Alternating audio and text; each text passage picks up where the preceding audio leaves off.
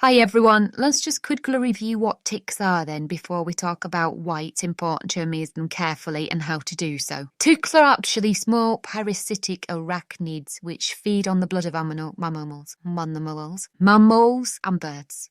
They can be found any place with moist air, but especially in grassy wooded areas. There are a variety of different species, each with a preference for feeding on the blood of a specific animal host. The most common to bite humans in the UK is the sheep tick. It's important to check your skin and also check your pets if out walking in tick-infested areas. In humans, the tick may be as small as a poppy seed or a full stop. In animals, they tend to be larger and more obvious as the adult ticks engorge with the goods, and you won't feel it if a tick has attached itself to you, so check carefully.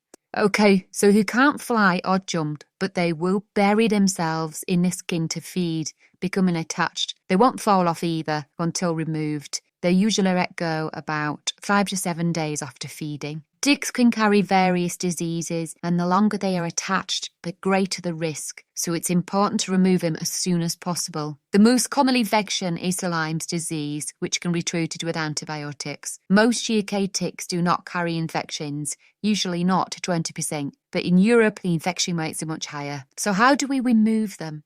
Remove as soon as you can, and it's best to use a proper tick removal tool if you have one. They're available online and in most pet shops. We're trained to remove the tick in its entirety, no parts left behind if possible. Also, we don't want to squash it. This will expel more contents such as saliva into the bite wound. If you don't have a tool, just use pointed but not blunt tweezers, grasping the tick gently and as closely to the skin as possible. Don't squeeze or twist. There may be some resistance, but just continue to pull gently. If you don't have tweezers, cotton thread can be used and looped around the tick. Don't use the suffocation method, such as cling film or Vaseline. This will just distress the tick, causing it to release more saliva. And don't burn it off. Apparently this isn't a thing. Just don't it. Or you don't use your fingernails to scrape it off either. So you may be thinking, what do I do with this thing once I've removed it?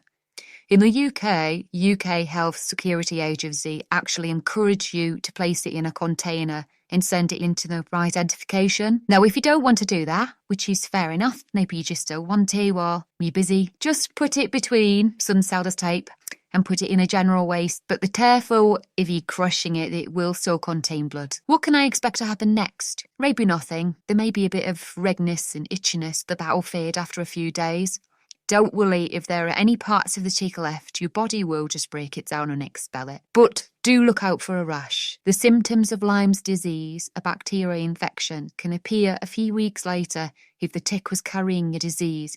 So look out for the rash developing and inform your GP. This rash is very typical and looks like a bullseye on a target. It's called erythema migrans. And it's one of the symptoms of the early stage of the disease. It may be neither itchy nor sore, just completely asymptomatic. We've got on the screen there some of the symptoms of the early stages and the later stages of the disease as well. Some of the early symptoms are things like fever, chills, headache, and later on you may get irregular heartbeat, facial palsy, numbness, nerve pain, and dizziness. So how can we prevent them attaching in the first place? There's a few things we can do. Wear long pants, insect repellents with at least 20 to 30% DEET, have a warm shower as soon as possible after returning home, tuck trousers into socks, make yourself look as ugly as possible and they won't want to come near you. Check skin carefully after walking in tick-prone areas, and walk in a bunch of trails. Don't go off the beaten track.